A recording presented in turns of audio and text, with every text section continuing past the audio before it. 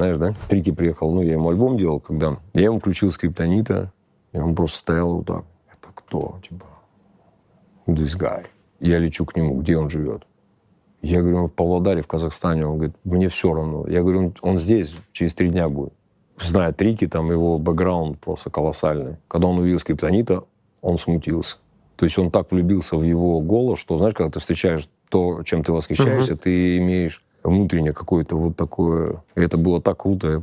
И Трики мне потом там говорит, это вообще тип, блин.